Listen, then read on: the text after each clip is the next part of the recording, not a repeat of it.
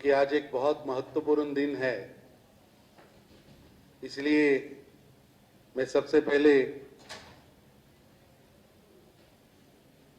Emergency यानी आपातकाल जो श्रीमती इंदिरा गांधी जी ने उनकी तानाशाही को याद दिलाता है। मैं सर्वप्रथम भारत के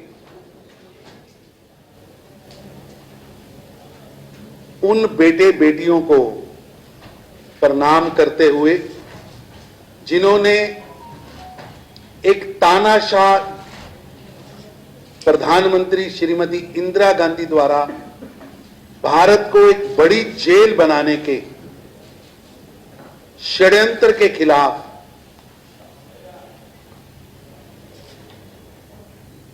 सत्याग्रह किया,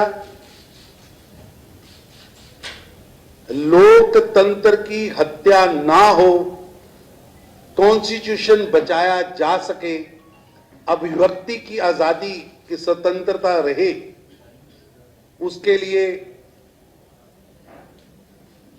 18-18 महीने मीसा में जेल काटी, अत्याचार सहा, कई लोग उसमें से बीमार हो गए, कई स्वर्ग सिधार गए। और मैं जहां उन लोकतंत्र के सेनानियों को, लोकतंत्र के प्रहरियों को सलूट करता हूं, वही भारत के पत्रकार जगत को भी विनम्र प्रार्थना करता हुआ, उनको सलूट करता हुआ, उनके किए हुए कामों को, उनके द्वारा लोकतंत्र की रक्षा के लिए हो रहे यज्ञ में उन्होंने जो आहुतियां डाली, मैं भारत की वीर प्रेस को, आप सब पत्रकार बंधुओं को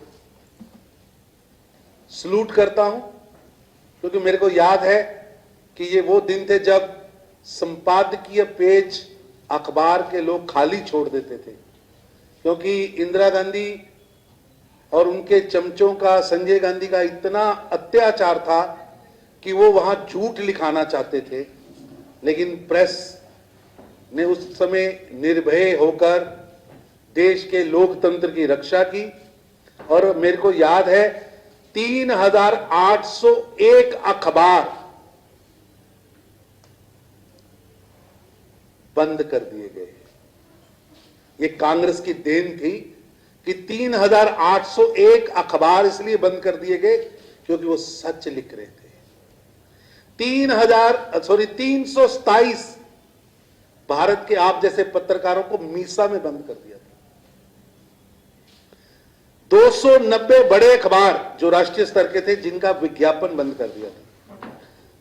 भारत के अंदर रह रहे 7 विदेशी बड़े पत्रकार जो इंटरनेशनल लेवल के थे, उनको जबरन भारत से बाहर भेज दिया था वापस।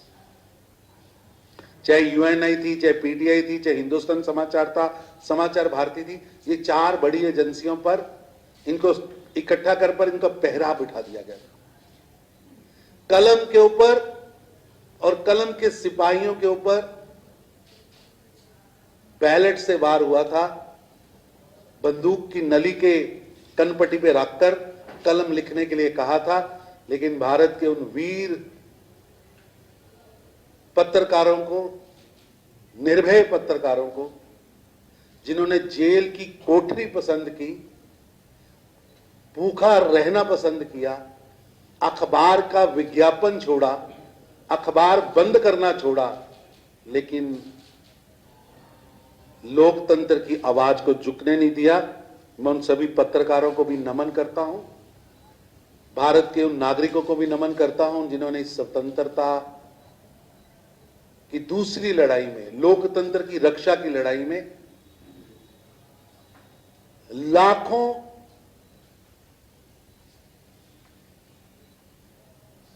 लोकतंत्र के प्रहरियों को अपने घरों में शरण दी।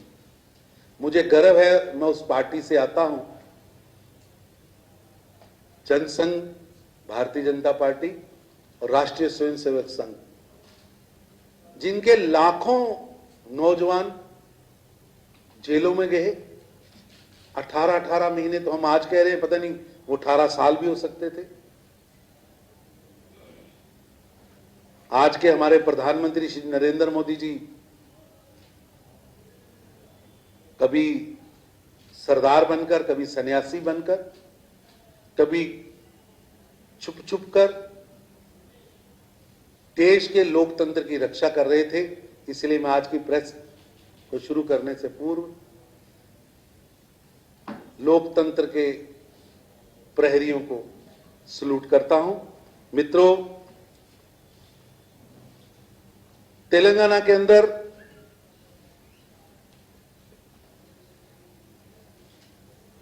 एक ऐसी सरकार काम कर रही है जो सरकार परिवारवाद के वंशवाद के दंश में इस तरह फंस चुकी है कि चाहे केसीआर साहब हैं, उनके पुत्र केटीआर साहब हैं, उनकी बेटी हैं कविता जी, भतीजे हैं हरीश राव जी, संतोष राव जी, और पता नहीं कितनी लंबी लिस्ट है।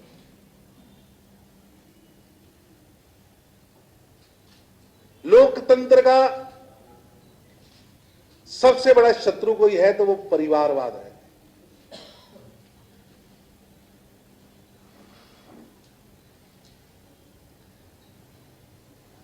बंगारू तेलंगाना का सपना दिखाया था, लेकिन बंगारू परिवार बनाने का सपना पूरा हो गया। युवा, महिला, किसान, एससी, एसटी, हर वर्ग उन वादों की लिस्ट को याद कर करके रो रहा है कि ये सपना, ये वादा केसीआर साहब ने, टीआरएस की सरकार ने किया था, लेकिन एक भी वादा पूरा नहीं हुआ। उल्टा जो लोग तेलंगाना बनाने के आंदोलन में शामिल थे, ऐसे हजारों लोग जो आज टीआरएस में भी हैं और समाज में भी हैं, वो घुटन महसूस कर रहे हैं। वो घुटन महसूस कर रहे हैं। उनको लग रहा है कि उनके आंदोलन के साथ छल हुआ है, उनके साथ धोखा हुआ है। जिन मूल्यों को आधार रखकर, जिन विषयों को सामने रखकर, बंगारू तेलंगाना के बड़े सपने को सामने रखकर वो आंदोलन शुरू हुआ था, आज उस आंदोलन के विरोधियों को, जो उस समय तेलंगाना के विरोध में थे, आज उनकी गोद में बैठकर केसीआर साहेब सरकार चला रहे हैं। और ये जंतर मंतर की सरकार है, जंतर मंतर की तांत्रिक सरकार है, जिसके एजेंडे में जन भला, जनता का भला, गरीब का भला, एससी का भला, महिला का भला, युवा का भला की बजाय तंत्र मंत्र का भला ये सामने रखा है। और कुशासन का हाल ये है कि देश के अंदर सभी स्टेट्स ने पेट्रोल के दाम कम किए, भारत की सरकार ने पेट्रोल के दाम कम किए। 2 बार केंद्र में हमने दाम कम किए, लेकिन तेलंगाना की कुंभकर्ण की नींद में सो रही केसीआर सरकार ने वैट कम नहीं किया। मैं पूछना चाहता हूं आपके माध्यम से, क्या तेलंगाना की जनता के पेट्रोल के दामों पर उनको कोई चिंता नहीं है? उनके मन में कोई दर्द नहीं है? देश के प्रधानमंत्री ने सामने आकर 2 बार रेट स्लैश किए, 10-10 रुपए कम किए। आपके कुंभकर्ण की नींद इतनी मजबूत है कि आपके दिमाग पर जूं भी नहीं रेंक रही। भ्रष्टाचार की अगर कोई परिकाष्ठा कहें तो केसीआर शासन में यहां भ्रष्टाचार की प्रकाष्ठा हो रही है। मंत्री, मंत्रियों का समूह, उसके ऊपर परिवार, परिवार के ऊपर एक छोटी टोली, ये लूट का गिरोह। ऐसे लग रहा है अली बाबा 40 चोर मिलकर तेलंगाना को लूट रहे हैं। बालू का खनन हो, जमीन को हथियाने के षड्यंत्र हो, अगर इसकी रैंकिंग गिनी जाए तो भारत में नंबर 1 पर चल रही है। और ये सरकार झूठे वादों की सरकार है। केसीआर साहब को याद हो ना हो, मैं याद कराता हूं कि केजी से लेकर पीजी तक, केजी से लेकर पीजी तक मुफ्त शिक्षा का वादा था। केसीआर साहब, अब बाय बाय का टाइम आ गया, बाय बाय का टाइम आ गया। आपकी बाय बाय का टाइम आ गया, लेकिन आपने एक भी वादा पूरा नहीं किया। 3 एकड़ जमीन दूंगा दलितों को, वित्तीय सहायता दूंगा, दलित बंधु लाऊंगा, बेडरूम स्कीम दूंगा, एक भी काम नहीं किया। और उल्टा आकर कहते हैं मैं नया संविधान लिखूंगा। डॉक्टर भीमराव अंबेडकर जी का अपमान कर रहे हैं। संविधान निर्माता जो हमारे शीर्ष नेतृत्व था, उसका वो अपमान कर रहे हैं। तेलंगाना के युवा, किसान, महिला, एसटी, एससी, हर वर्ग दुखी। 91% तेलंगाना के किसान कर्जदार हैं। कृषि माफी की योजना नहीं लाए, वादा किया था।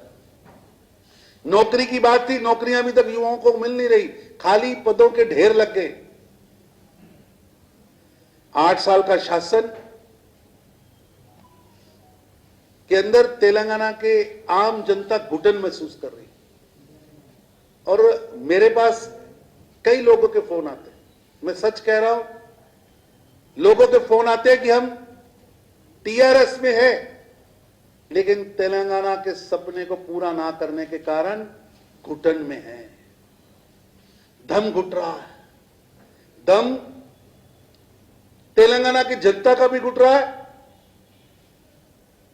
और टीआरएस के अंदर बैठे उन लोगों का भी घुट रहा है जिन्होंने सचमुच अपना सब कुछ निछावर करके बंगारू तेलंगाना के सपने के लिए अपना जीवन दिया था। वो लोग भी आज केसीआर के कुशासन के अंदर घुटन महसूस कर रहे हैं। लोग रोज दिन गिन रहे हैं, कितने दिन बचे, इतने दिन बचे, इतने दिन बचे। तो उन दिनों की याद कराते हुए आज हम यहां काउंटडाउन वेबसाइट लॉन्च कर रहे हैं। आज से केसीआर साहब, आपके शासन के जाने के दिनों की गिनती शुरू होती है। आपके जाने के, आपके कुशासन के, आपकी जन विरोधी नीतियों के, तेलंगाना को लूटने के, तेलंगाना के जनता की हार्डकोर के पैसे को भ्रष्टाचार के माध्यम से परिवार की पॉकेट में भरने के दिन पूरे होने वाले हैं। और आज हम उसके काउंटडाउन को स्टार्ट करते हैं। आज से 529 दिन बाद, आज से 529 डेज बाद, ये हमने कैलकुलेशन चालू की है। 529 दिन बाद ये बोर्ड अब भाजपा के हर कार्यालय में लगेंगे, भाजपा के हर कार्यक्रम में लगेंगे। और भारतीय जनता पार्टी तेलंगाना संजय बंडी जी के नेतृत्व में ये 529 दिन जनता की आवाज को जन जन तक लेके जाएंगे। और जनता की आवाज को मुखर करते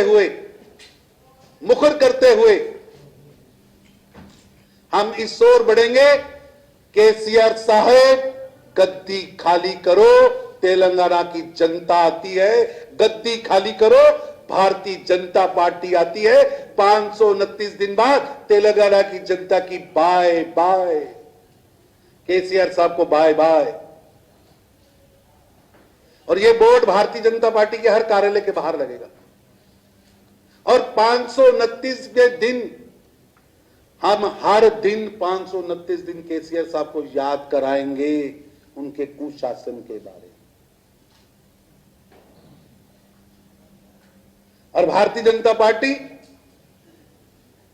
जनता की भावनाओं को सामने रखते हुए 529 दिन एक एक गांव में संजय बंडी जी के नेतृत्व में प्रजा संग्राम यात्रा जाएगी। जन आंदोलन होंगे। भाजपा का एक एक कार्यकर्ता, चाहे वो बूथ का इंचार्ज है, चाहे प्रदेश का अध्यक्ष है, इस काउंट डाउन में इस सरकार की कुनीतियों का पर्दाफाश करेगा।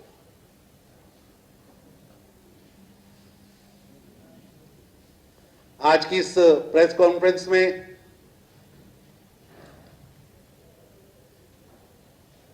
मैं कुछ घोषणाएं भी करने वाला हूं। आपके ध्यान में होगा कि भारतीय जनता पार्टी की सबसे पावरफुल जो कमेटी है, भारतीय जनता पार्टी की राष्ट्रीय कार्य समिति, उसकी बैठक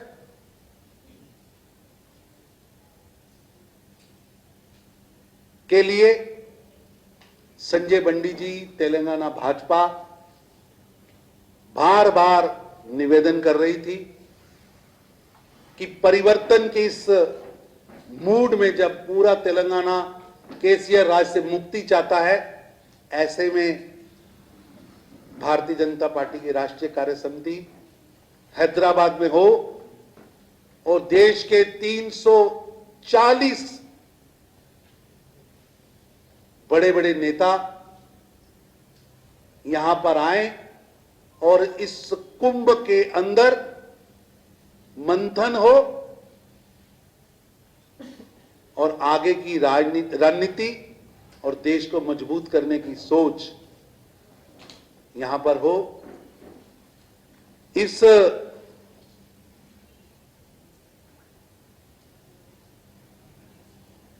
का विवरण इस तरह रहेगा कि 1 जुलाई को राष्ट्रीय महामंत्रियों की बैठक हैदराबाद में होगी। हैदराबाद में एक नगर बसाया जाएगा, एक बहुत बड़ी प्रदर्शनी का आयोजन किया जाएगा। 1 तारीख को वो जनता के लिए वो प्रदर्शनी भाजपा के राष्ट्रीय अध्यक्ष श्री जेपी नड्डा जी जनता को सौंपेंगे। 2 जुलाई को राष्ट्रीय पदाधिकारी बैठक हैदराबाद के अंदर होगी, जिसमें लगभग 138 भाजपा के देश भर के ऑफिस बेरर्स, प्रदेशों के अध्यक्ष यहां आएंगे और पार्टी को मजबूत करने के लिए, देश को मजबूत करने के लिए बैठेंगे। 2 जुलाई को ही शाम को राष्ट्रीय कार्यकारिणी का आयोजन होगा। विश्व के सबसे बड़े नेता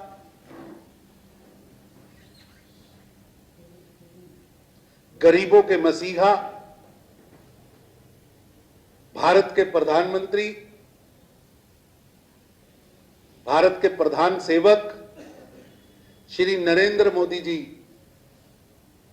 इस राष्ट्रीय कार्य समिति में मार्गदर्शन हेतु उपस्थित रहेंगे। माननीय राष्ट्रीय अध्यक्ष जी श्री जेपी नड्डा जी 1 जुलाई को हैदराबाद आएंगे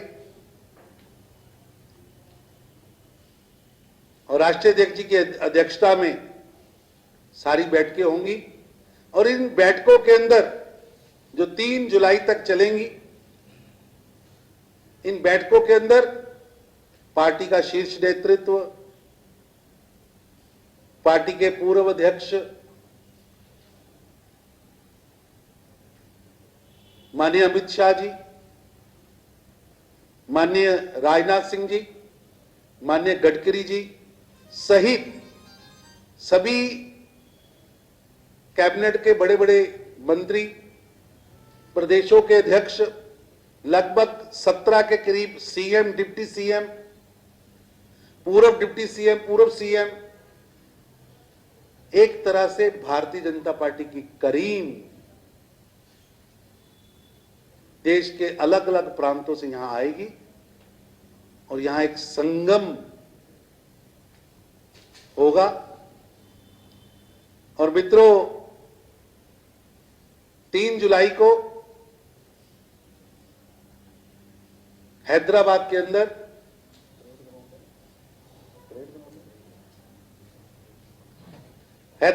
अंदर परेड ग्राउंड में एक विशाल जनसभा का आयोजन होगा। मैं हैदराबाद भाजपा को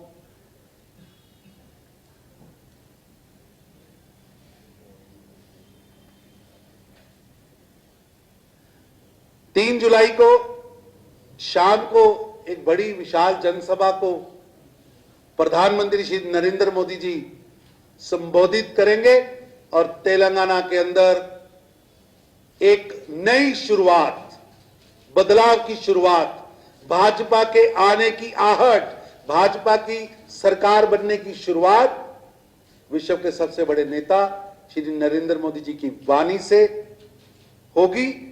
और उनको सुनने के लिए संजय बंडी जी के नेतृत्व में भारतीय जनता पार्टी तेलंगाना ने एक बहुत बड़ी योजना बनाई है। उस योजना के तहत हर बूथ से भाजपा का कार्यकर्ता इस सभा में आएगा।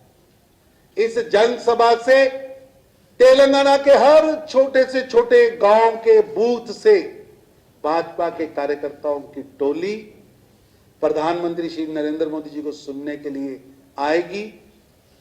और प्रधानमंत्री श्री नरेंद्र मोदी जी के आह्वान पर तेलंगाना में एक बड़ा परिवर्तन आए, उसके लिए वो ये 3 जुलाई की विशाल जनसभा एक टर्निंग पॉइंट होगी। मित्रों, इतना बड़ा आयोजन हो रहा है। इस आयोजन को करने के लिए संजय बंडी जी के नेतृत्व में अलग अलग कमेटियां बनाई गई हैं। इन कमेटियों में, क्योंकि लंबी लिस्ट है, आपको बाद में हमारे प्रदेश अध्यक्ष जी यहां भेज देंगे। रजिस्ट्रेशन विभाग बनाया गया है।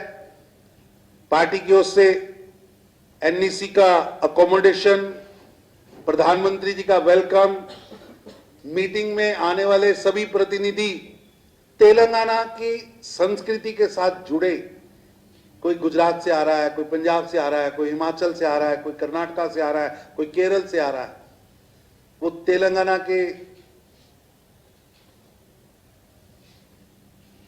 संस्कृति से नजदीक आए, उसके अलग से प्रबंधन किया गया है।